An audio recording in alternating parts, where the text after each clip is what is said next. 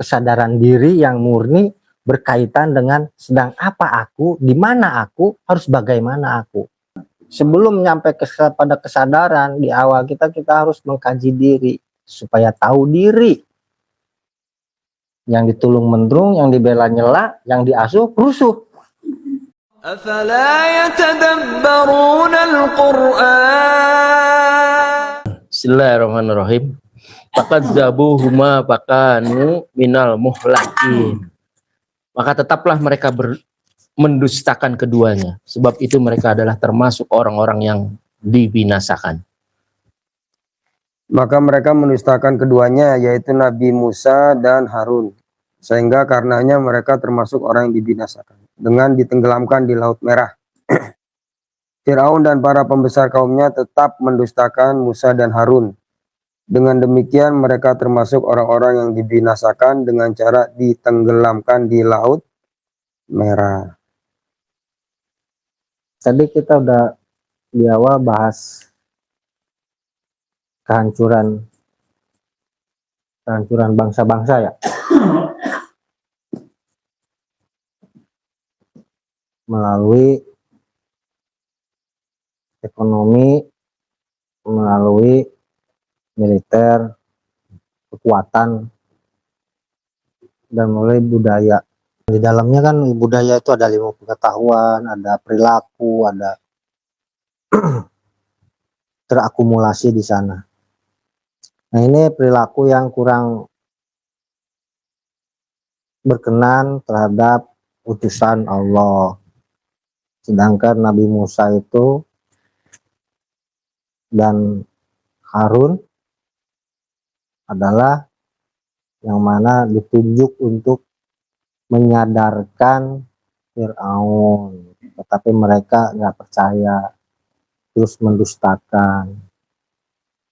Ada persoalan di mana kita nanti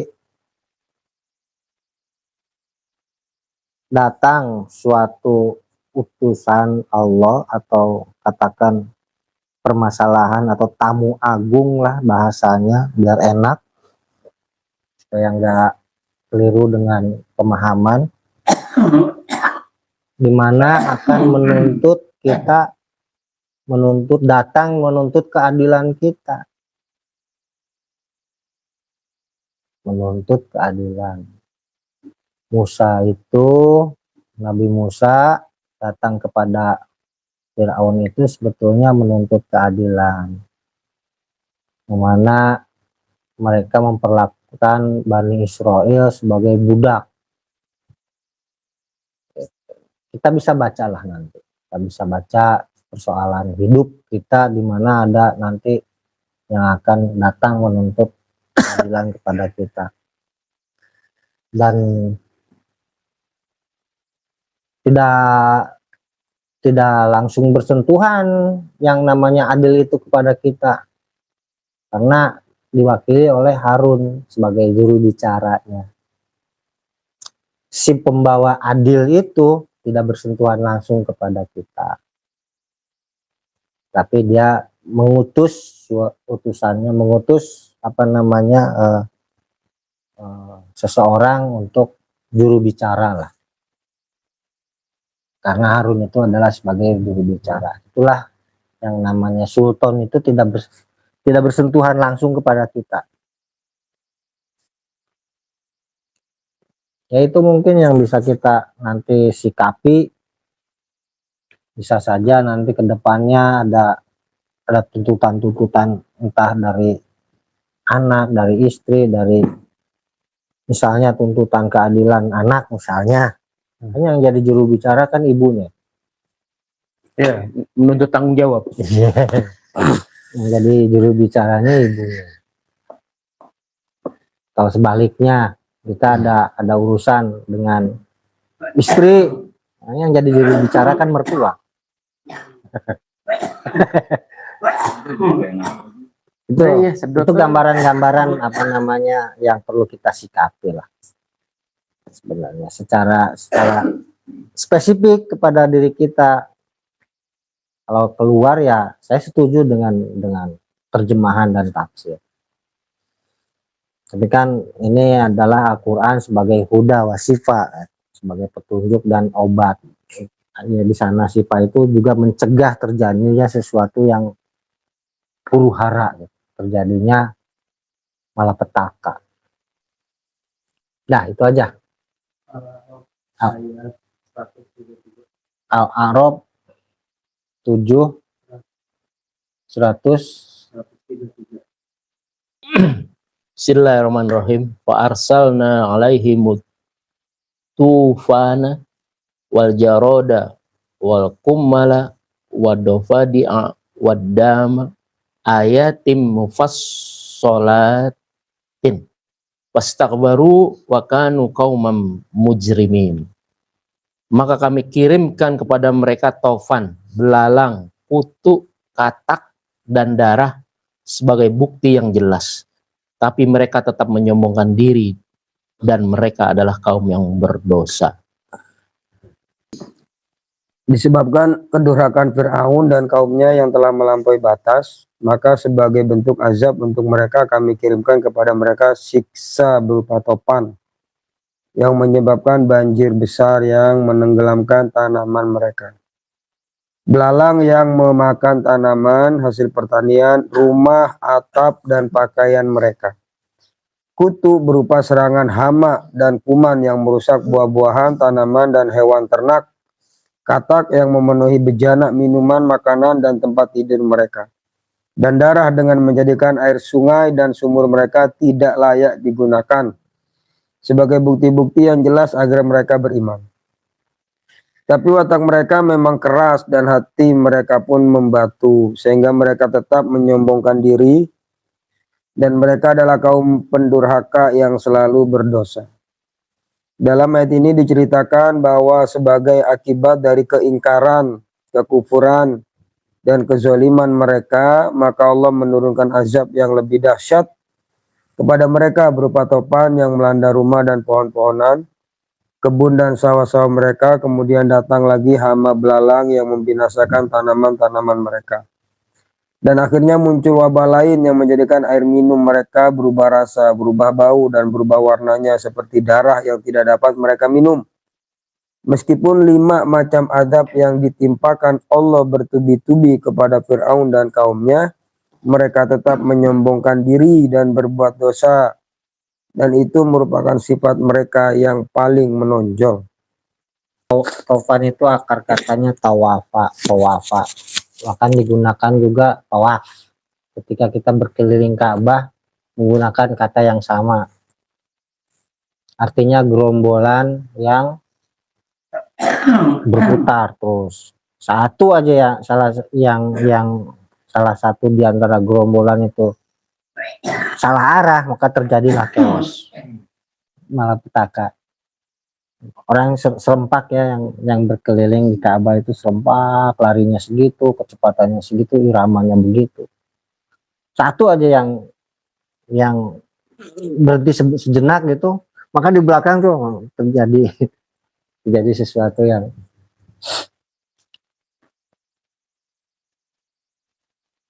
taufan. Susah, berat saya ngejelasin taufan. Belalang dulu lah, belalang. Belalang itu simbol yang merusak tatanan kehidupan kita, menggerogoti sedikit demi sedikit. Yang diambil ada pucuknya, pucuk. Yang mulai dari pucuk terus ke batang semuanya, itu belalang. Kerjaannya belalang seperti itu. Jadi apa yang kita upayakan, pelihara dari belalang ini, dari serangan belalang ini, karena ya gitu, hama belalang itu. Kemudian apa lagi? Air adalah sumber penyakit yang digambarkan dengan darah di mana ayat kalau itu untuk konsumsi akan menjadi penyakit. darah manusia, engkau seperti memakan daging, kan darah bukan dari daging kan. Riba itu kan gitu. Ya, memakan daging saudaranya. Itu ya Pak Ustadz. Riba itu begitu kan, memakan daging saudaranya.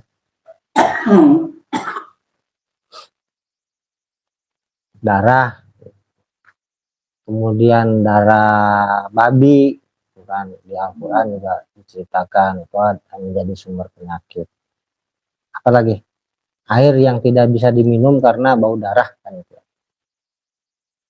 Baru 3, baru 2. Katak topan itu kegelisahannya, keresahannya, kedahsyatannya, keguncangannya yang diperhatikan. Itu. Keguncangannya, kedahsyatannya, kegelisahannya, karena di surat apa gitu Allah sudah menentukan bahwa engkau bisa bergerak di atas lautan dengan bantuan angin. Tapi ketika di tengah lautan datang badai, apa yang terjadi? Ingat kepada siapa ketika itu? Yaitu yang poinnya ketika topan itu ingat kepada siapa? Seharusnya. Kemudian apa? Katak. Katak itu racun. Dia racun yang hidup di 2 alam. Dia bisa saja apa namanya kalau kita terapkan apa ya? Ya semacam ini juga, semacam buaya darat dan buaya laut. Napik gitu. Ya, hidup di 2 alam. Sesuatu yang berpijak di 2 alam. Dan yang diperhatikan di sana racunnya. Katak. Di sini ada kataknya emang. Kutu. Kutu itu sepele. Kutu itu perkara yang sepele tapi meresahkan juga. Ini semuanya gambaran-gambaran keadaan hati, keadaan kolbu dengan datangnya persoalan. Nah, bagaimana nanti keinginan ayatnya supaya selesai dari permasalahan itu, nanti kita gali lebih dalam. Ini yang ketemunya ini kan, udah darah, belalang, katak, topan, udah ya. Nah, maka itu terus ininya berendah dirilah, humble. Ketika datang persoalan justru kita jangan merasa mampu dengan persoalan itu dilaluinya. Itu akan melibas kita dengan bertubi-tubi. Tadinya cuma topan, hanya membuat gelisah, hanya membuat guncang gitu, gitu kan, itu apa namanya, keruas. Ini jadi bertubi-tubi. Kalau kita cepat kembali kepada Allah, maka yang bertubi-tubinya itu akan reda, terhindar. Ayah barangnya senyum-senyum. Dengan naon yang saya barangna mah. Mufasalah. Pasal, fusilat. Nah, mufasalah itu fusilat. Pasal, terperinci secara detil. Semuanya akan menjadi tuntutan kita yang detil-detil. Sebenarnya sepele ini ya tuh. Tapi detil kan. Nggak bisa diselesaikan. Tapi ya resepnya jangan kita berlaku sombong, lapas takbar. Sombong di sana, akbar itu karena kita merasa memiliki properti. Beda dengan angkuh. Angkuh itu karena persoalan intelektual. Kalau sombong, akbar di sana karena persoalan properti. Di surat Al-Isra, janganlah engkau berjalan di muka bumi dengan angkuh. Di sana sombong-sombong juga dengan sombong, tapi bahasanya apa? Nah, itu karena persoalan intelektual. Berjalan di muka bumi dengan persoalan intelektual. Membawa persoalan intelektual.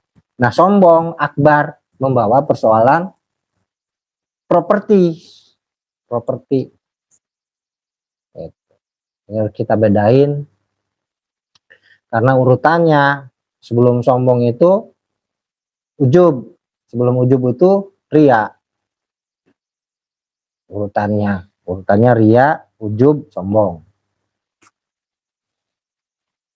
Jadi kalau yang ria itu biasanya ingin menunjukkan properti kita, ingin menunjukkan kepemilikan kita. Jadi kalau yang tadi angkuh berjalan di muka bumi adalah persoalan intelektual. Sikap juga termasuk dalamnya. Menentukan karena kita memiliki banyak pengetahuan, banyak tadi jinnya jinius, jadi dia berjalan angkuh, mendongakkan kepala. Ini kalau yang sombong itu melebarkan dada. Beda. Oh, yang persoalan berjalan di muka bumi dengan angkuh, mendongakkan kepala. Oh, yang dengan properti melebarkan dada.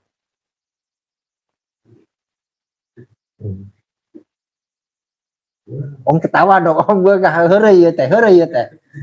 Bonus seuri pisan. Hah? Kayak gitulah. Ada barangnya? Boleh komen? Silakan. Ya, gitu.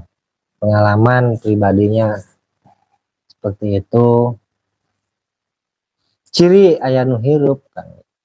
Walaupun keadaan dingin, ternyata ada yang hangat di dalam pada tubuh kita. Ketika udara itu panas, pegang salah satu di tubuh kita itu pasti ada yang mendinginkan. Ada kulkas. Ya, ada yang hidup di dalam diri kita tuh. Gitu. Jadi menyikapi ayat ini bagaimana keinginannya seperti itu. Ada persoalan yang datang dengan seperti itu, topan dan lain sebagainya, tapi kita bersikap sombong karena merasa memiliki banyak properti untuk menyelesaikan persoalan itu. Sombongan itu lahir, yang namanya akbar itu kabir bukan apa, kiber itu kesombongan yang lahir lantaran properti, banyak kepemilikan. Yang angkuh tadi apa tadi? Maroha itu angkuh lahir lantaran kepemilikan intelektual. Seperti itu. Ada yang lain? Ayat Al-Hijr 85. Bismillahirrahmanirrahim. Wa ma khalaqnas samawati wal ardh wa ma bainahuma illa bil haqq. Wa inna sa'ata la'atiyatun fasfahis sofhal jamila. Dan tidaklah kami ciptakan langit dan bumi dan apa yang ada di antara keduanya melainkan dengan benar. Dan sungguhnya saat atau kiamat itu pasti akan datang. Maka maafkanlah mereka dengan cara yang baik. Sofhal jamil. Ayat ini menerangkan bahwa Allah menciptakan semua yang ada di langit dan di bumi ini bukan untuk berbuat aniaya dan zalim kepada seluruh penduduk atau makhluk, seperti yang dilakukan terhadap umat dahulu yang durhaka. Allah menciptakan benda-benda tersebut dengan maksud dan tujuannya, sesuai dengan pengetahuan dan kasih sayang Allah kepada makhluknya. Demikian pula kisah-kisah umat yang dahulu disampaikan agar dijadikan iktibar, tamsil, dan ibarat bagi orang-orang yang mau percaya kepada kekuasaan dan kebesaran Allah. Kemudian Allah Subhanahu wa taala menegaskan bahwa hari kiamat itu pasti datang. Tidak ada keraguan sedikit pun karena pada waktu itu Allah menyempurnakan balasannya kepada manusia sesuai dengan perbuatan yang telah mereka lakukan. Perbuatan baik dibalas dengan surga, sedangkan perbuatan buruk dibalas dengan azab neraka. Allah memperingatkan bahwa jika manusia tidak mau beriman kepada Allah dan Nabi Muhammad, serta tidak mau mengambil pelajaran dan pengalaman yang telah dialami umat-umat yang dahulu, maka Rasul diperintahkan untuk berpaling dari mereka dan memperlihatkan sikap yang baik, budi pekerti yang tinggi, serta memaafkan tindak tanduk mereka yang tidak wajar terhadapnya. Ayat ini menerangkan sikap-sikap orang yang harus dimiliki oleh seseorang dai khususnya dan seluruh kaum muslimin pada umumnya dalam menyampaikan agama Allah dan menghadapi orang-orang yang durhaka. Kaum muslimin hanya berkewajiban menyampaikan agama Allah dan tidak diharuskan untuk memaksa dan menjadikan mereka orang-orang beriman. Yang menjadikan iman dan kafirnya seseorang hanyalah Allah. Usai menceritakan kisah beberapa kaum yang durhaka kepada para rasul, melalui ayat ini Allah kembali menegaskan tentang penciptaan langit dan bumi. Allah menyatakan, dan kami tidak menciptakan langit dengan aneka bintang dan planet yang menghiasinya, dan tidak pula kami ciptakan bumi dengan aneka makhluk di permukaannya maupun di perutnya, serta apa yang ada di antara keduanya, yakni antara langit dan bumi, baik yang tampak maupun yang tidak tampak, yang diketahui maupun yang tidak diketahui oleh manusia, melainkan dengan kebenaran. Kami ciptakan itu semua sebagai bukti-bukti kekuasaan kami agar manusia mau beriman. Dan sungguh kiamat yang menjadi saat ketika semua manusia dimintai pertanggungjawaban atas amalnya pasti akan datang. Tidak ada keraguan sedikit pun tentangnya. Maka maafkanlah kaummu yang enggan beriman, wahai Nabi Muhammad, atas kecaman, gangguan, dan pendustaan mereka kepadamu. Maafkanlah mereka dengan cara yang baik. Pertanyaan-tanya apa ya? Dan tadi dikasih jawaban. Ini mungkin saya inilah utarakan. Jadi nanti tolong apakah begitu gitu loh maksudnya.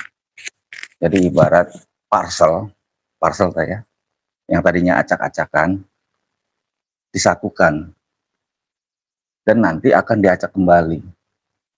Nah disitulah harus kita memaafkan yang tadinya yang tidak ada, disatukan langit dan bumi dan di antaranya, tapi akan dihancurkan kembali.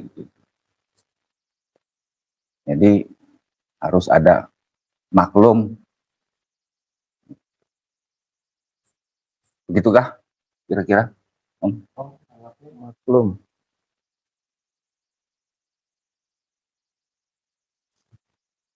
Kalau lebih ke diri sendirinya, Ya itu. Maklumat. ya ini masih nyambung sih konteks sama kepemilikan gitu. Iya yang tadi. Bahwa suatu saat apa yang kita upayakan itu kalaupun nantinya akan selesai berakhir gitu dengan yang tadinya memiliki terus menjadi tidak memiliki gitu, ya kita harus benar-benar lapang. Iya disarankan supaya lapang lah. Lapang. Karena kita akan dipisahkan lagi, yang tadinya kita bersama-sama akan dipisahkan kembali kan begitu. Ini lebih Kiamatnya itu kan dicerai-beraikan, dihancur leburkan lagi. Makanya saya bilang tadi ibarat parcel yang tadinya acak-acakan disatukan jadi parcel utuh, kemudian akan diacak-acak kembali kan begitu. kalau di luar secara umum gitu. Tapi kalau lebih ke dalam seakan-akan kayak apa yang kita udah upayakan nih kita bangun gitu. Sudah berjalan dengan baik dan benar. Suatu saat itu akan berakhir. Iya. Makanya Apa yang dituntut kita upayakan. legowo tadi, memaafkan itu kan. Iya. Karena di Kita harus ujungnya itu, menerima keadaan itu. iya di ujungnya itu kan akan, iya gitu. Gitu. Makanya saya cari-cari apa hubungannya kiamat dengan maaf. Om Bani ngambil ayat ini berkaitan dengan waktu. Dia sedang menulis dimensi waktu. Uang apa waktu? Saat di situ. Saat. Hah? Allah sudah menyediakan, menciptakan langit dan bumi dan apa yang diantaranya untuk tujuan baik. Semuanya untuk bertujuan baik. Tapi kesadaran kita, kesadaran manusia itu minim sekali, lemah sekali. Sehingga nanti pada saatnya akan datang waktu yang memaksa di mana Jamila itu ontak harus tunduk begitu ketika sang majikan mau naik. Bisa diambil nggak gambarnya? Jadi itu membuat sesuatu menunduk dan membiarkan sesuatu tinggi. Sobha itu. Satu perkara dibuatnya dia tunduk, patuh.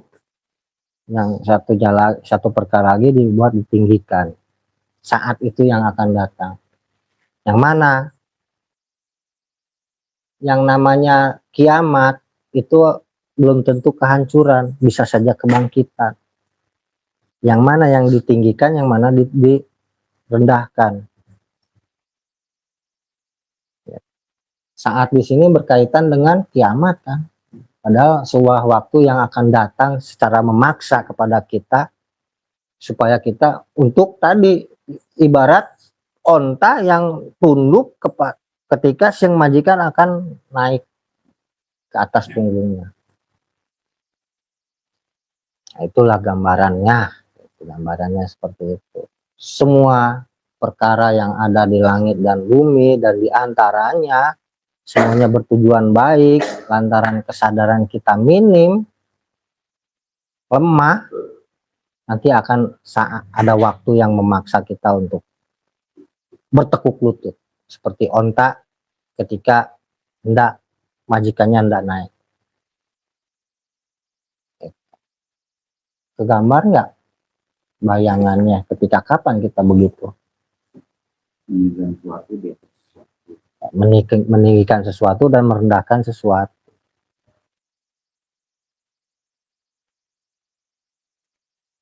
Tadi apa? Kamu ngomong. Nah, yang namanya kesadaran itu berkaitan dengan sedang apa, di mana kamu, sedang apa kamu, bagaimana kamu. Sedang apa aku, di mana aku, harus bagaimana aku. Itu kesadaran yang murni itu seperti itu. Kesadaran diri yang murni berkaitan dengan sedang apa aku, di mana aku, harus bagaimana aku. Ayatnya apa? Ihdinas siratal mustaqim. Surat Al-Fatihah kesadaran itu. Termasuklah. Ya nggak usah terlalu tinggi-tinggi lah ngomong kesadaran itu. Tentang kesadaran, ngupas kesadaran. Kejauhan, ya itu aja. Berbekal dari sana, mudah-mudahan insya Allah kita akan memahami. Kita akan bisa bersikap. Tapi memposisikan. Ya. Sedang apa, bagaimana, harus bagaimana. Dan mau kemana, ditambah satu lagi boleh, mau kemana. Belum, mau kemana itu, dari mana mau kemana itu bukan kesadaran. Kapan datang, kapan pulang. Nah itu, ada di buku kuning itu.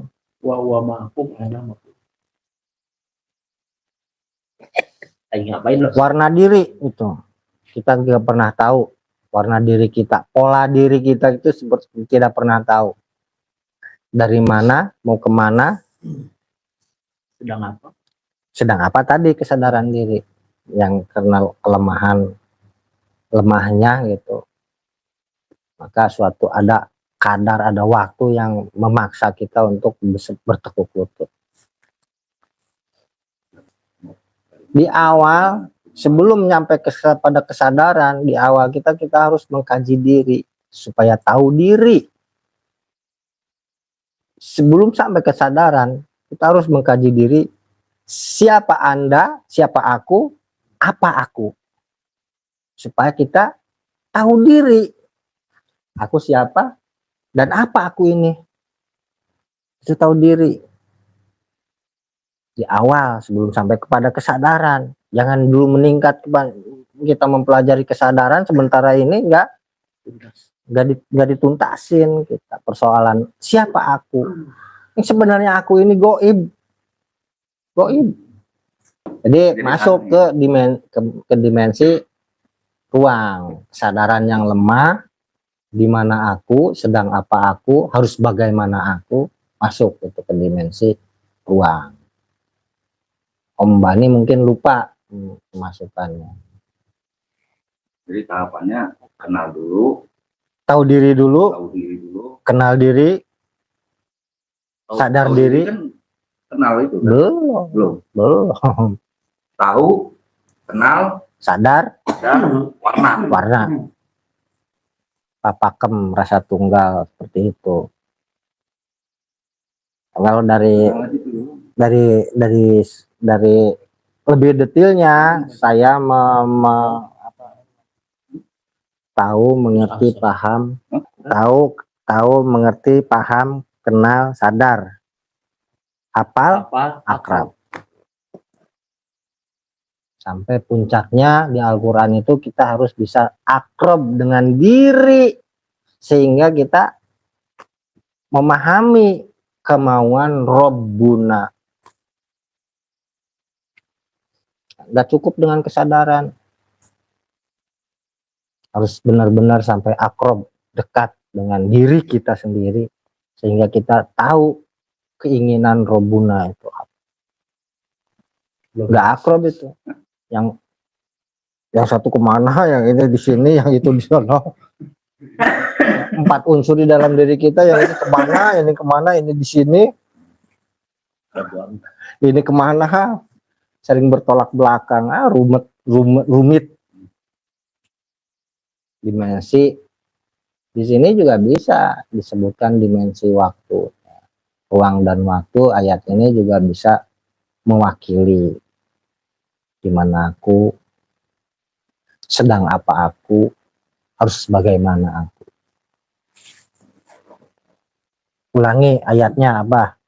Bismillahirrahmanirrahim. Wa ma khalaqnas samawati wal arda wa ma bainahuma illa bil haqq. Wa inna sa'ata la'ayatiyatun fasfahis safha jamil. Dan tidaklah kami ciptakan langit dan bumi dan apa yang diantara keduanya melainkan dengan benar. Dan sungguhnya saat kiamat itu pasti akan datang. Maka maafkanlah mereka dengan cara yang baik. Jamila. Ya, kalau kita menggali dari akar kata, urutannya banyak. Terlalu nanti ini aja, poin-poin intinya aja, bahwa Jamila itu juga berkaitan dengan unta bunting. Ada nilainya loh, unta bunting itu. Oke, yang lain? Ada lagi? Al-Fatir. Ayatnya 32. Bismillahirrahmanirrahim. Summa awrasnal kitabal ladzina astafaina min ibadina. Faminhum zalimun linafsih wa minhum muqtasid wa minhum sabiq bil khairati biiznillah. Dzalika huwal faslul sabit. Tiga-tiganya ini jannatun adni yadkhulunaha yuhallawna fiha min asawira min jahabiu wa lu'lu'a walibasuhum fiha harir. 34 wa qalul hamdulillahilladzi adhaba annal hazan inna rabbana laghafurur Inna rabbana laghafurun syakur. Ya 5, allazi ahallana darul muqamati min fadlih la yamassuna fiha nasobu wa la yamassuna fiha lugub. Artinya, kemudian kitab itu kami wariskan kepada orang-orang yang kami pilih di antara hamba-hamba kami. Lalu di antara mereka ada yang menzolimi diri mereka sendiri, dan di antara mereka ada yang pertengahan, dan di antara mereka ada pula yang lebih dahulu berbuat kebaikan dengan izin Allah. Yang demikian itu adalah karunia yang amat besar. 33, bagi mereka surga ada. Mereka masuk ke dalamnya, di dalamnya mereka diberi perhiasan dengan gelang-gelang dari emas, dan mereka dengan mutiara, dan pakaian mereka di dalamnya adalah sutra. 34, dan mereka berkata, segala puji bagi Allah yang telah menghilangkan duka cita dari kami. Sungguhnya Tuhan kami benar-benar maha pengampun lagi maha mensyukuri. Terakhir, yang menempatkan kami dalam tempat yang kekal surga dari karunia-Nya. Di dalamnya kami tiada merasa lelah dan tiada pula merasa lesu. Kemudian kitab Al-Quran itu kami wariskan kepada orang-orang yang benar-benar kami pilih di antara hamba-hamba kami. Lalu mereka terbagi menjadi 3 kelompok. Di antara mereka ada yang menzolimi diri sendiri, yakni kurang memperhatikan pesan-pesan kitab tersebut, sehingga lebih banyak berbuat salah daripada berbuat baik. Ada yang pertengahan, yaitu orang yang kebaikannya setara dengan keburukannya. Dan ada pula yang lebih dahulu berbuat kebaikan dengan izin Allah. Mereka itulah orang yang segera dan berlomba berbuat kebajikan, sehingga kebaikannya sangat banyak dan amat sedikit jarang berbuat salah. Yang demikian itu yakni pewarisan Al-Quran kepada umat Nabi Muhammad, dan kesegeraan mereka berbuat kebajikan adalah karunia yang besar. Tingkatan orang mukmin yang mengamalkan Al-Quran: 1, orang yang zalim kepada dirinya. Maksudnya orang yang mengerjakan perbuatan wajib dan juga tidak meninggalkan perbuatan yang haram. 2, muktasid, yakni orang yang melaksanakan segala kewajiban dan meninggalkan larangan-larangannya, tetapi kadang-kadang ia tidak mengerjakan perbuatan yang dipandang sunnah, atau masih mengerjakan sebagian pekerjaan yang dipandang makruh. 3, sabiquna bil khairat, yakni orang yang selalu mengerjakan amalan yang wajib, sunnah, meninggalkan segala perbuatan yang haram dan makruh. Menurut Al-Maraqi, pembagian di atas dapat pula diungkapkan: 1, orang yang masih sedikit mengamalkan ajaran kitabullah karena masih senang menuruti hawa nafsunya. 2, orang yang seimbang antara kebaikan dan kejahatannya. 3, orang yang terus-menerus mencari ganjaran Allah dan melakukan amal kebaikan. Mereka akan mendapat surga Aden. Mereka masuk ke dalamnya. Di dalamnya mereka diberi berbagai kenikmatan jasmani dan rohani. Di antara kenikmatan jasmani ialah perhiasan gelang-gelang dari emas dan mutiara. Dan pakaian mereka di dalamnya adalah sutra. 3, 4. Adapun kenikmatan rohani yang mereka terima adalah ungkapan syukur kepada Allah dan ketenangan batin. Dan mereka berkata, segala puji bagi Allah yang telah menghilangkan kesedihan dari kami dengan memasukkan kami ke surga. Sungguh Tuhan kami benar-benar maha pengampun atas segala dosa, maha mensyukuri dengan memberi balasan yang baik untuk hambanya yang taat. 35. Dialah Allah yang dengan karunia-Nya menempatkan kami dalam surga yang kekal di surga. Di dalamnya kami tidak merasa lelah dan tidak pula merasa lesu. Keadaan ini sangat berbeda dengan kondisi mereka saat di dunia. Tentang kitab, di awal kita sudah cerita, sudah kita bahas, kita kaji. Yang namanya kitab itu berkaitan dengan kehidupan kita. Pertama, yang kedua dengan hukum-hukum Allah. 2 itu aja dulu lah kita pahami, bahwa di dalam kitab itu isinya tentang hukum Allah atau sunatullah, hukum-hukum Allah atau sistem yang berlaku untuk alam semesta ini. kitab itu. Nah, kesananya bisa kita lebih detail lagi, nanti kita pelajari tentang kitab itu sendiri. Sebab ada ayat juga yang mengatakan selalu kitab itu selalu berkaitan dengan hikmah. Kita bawa hikmah, berkaitan dengan hikmah, selalu berkaitan dengan hikmah.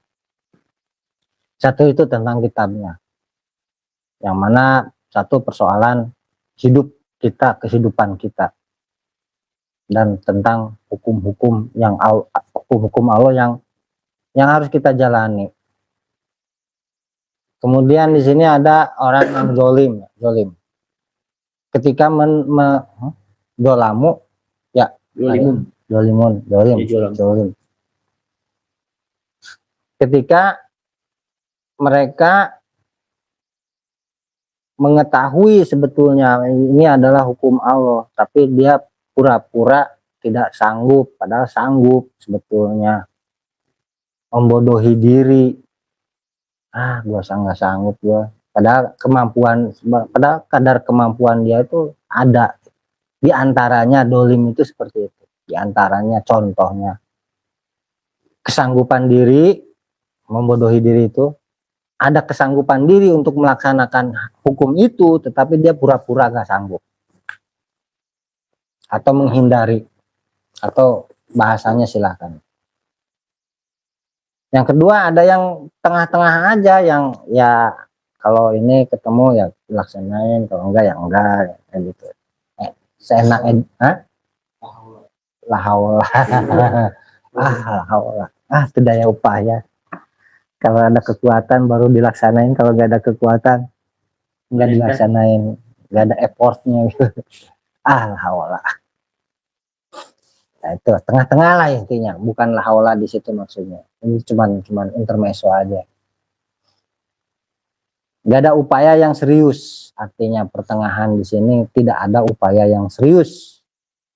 Yang terakhir adalah orang yang memang sejak awal mau melaksanakan dan terus berupaya, maka di sana dia itu yang terakhir ini akan masuk ke surga Adnan, yang mana kita juga udah bahas tentang surga Adnan itu.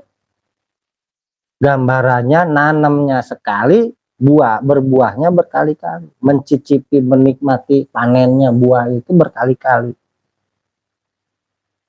ya kayak gitu.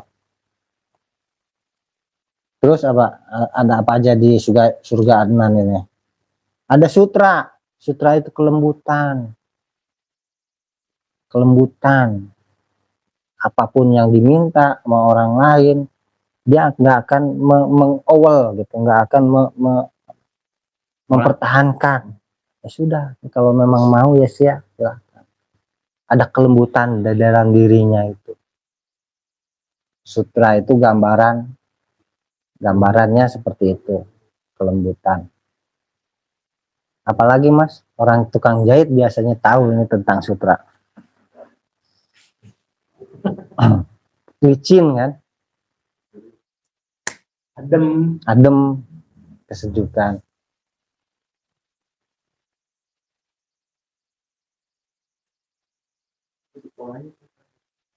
Dan ada kemurnian dirinya, gelang-gelang itu perhiasan, gelang-gelang dari emas. Jadi perbuatan tangannya memang murni emas. Itu kadar emas itu udah paling baik seantero dunia itu kan, paling tinggi gitu kadarnya, kemurnian emas itu. Maka perbuatannya pun tidak dibuat-buat, tidak kepalsuan. Memang sejatinya dia begitu, dan kelembutannya sebegitu. Gelang-gelang ini gambarannya ibarat kan dipakai di sini gelang, ibarat perbuatan baik yang memang sejatinya bisa diukur dengan emas gitu. Kemurniannya itu bisa diukur dengan emas. Meskipun dibakar, dipitnah, dipentung, udah nolong, yang ditolong mentong, dia tetap emas, tetap murni, tidak cacat. Lu'lu'an, mutiara. Mutiara itu cahayanya, warnanya, warna hidupnya. Dibilang merah, ternyata ungu. Dibilang ungu, ternyata kuning-kuningan. Susah, tidak bisa disebutkan secara spesifik untuk menyebutkan warna dirinya itu, warna seseorang, pola hidupnya itu. Dia dibilang miskin kok banyak duit, gitu. Ada gitu, nggak susah. Dibilang kaya, oh dipinjemin uang, kalau minjem nggak ngasih karena cukup pas-pasan. Tapi kalau diminta ngasih, bingung kan? Ya udah gua nggak, kalau nggak bisa minjemin, gua minta deh. Ya udah kalau minta mah ada. Gitu. Kan? Nah itu mutiara, lu'lu'an itu. Nggak bisa ditebak. Warna dirinya, warna jiwanya itu nggak bisa ditebak. Apalagi? Sutra pakaian tadi udah. Terus apa? 34. Nah ini ungkapan jiwanya itulah. Alhamdulillahilladzi adhaba. Ungkapan jiwanya karena telah meraih tingkatan itu. Telah meraih surga Adnan itu. Ya surga Adnan kita ilustrasikan di kehidupan yang kecil inilah bisa kita rasakan. Yang nantinya, yang Adnan yang nanti, persoalan nanti. Yang penting ini dulu. Yang penting kita hidup di dunia ini seperti apa gambaran surga Adnan. Maka akan nanamnya sekali, panennya berkali-kali. Dengan kondisi tadi, orang yang seperti itu. Berbuat baik seperti emas, terus pakaiannya lembut, nggak bisa ditebak. Ada nggak yang bisa ditebak? Bak nih gajian pakai segitu. Kalau yang ini kan udah bisa ketebak, gajian tanggal 28. Kalau model-model kita kan gajiannya tanggal berapa? Kerja kagak, gajian belum. Ya, itu ungkapannya lah. Ya, mungkin itu. 35. 35-nya apa? Aladi ahalana. Ya masih dalam ungkapan ekspresi jiwanya, karena telah meraih posisi yang itu bukan hal yang mudah, bukan hal yang mudah.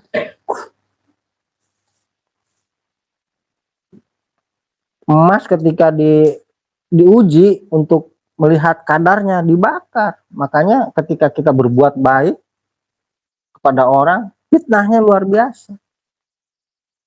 Fitnahnya luar biasa. Yang ditulung mendrung, yang dibela nyela, yang diasuh rusuh. Ini nggak merasa lelah dan tidak pula merasa lesu. Nah itu ungkapan dirinya. Dialah yang menempatkan kami kepada alhamdulillahilladzi kan, dahaba. Ungkapan seseorang tadi.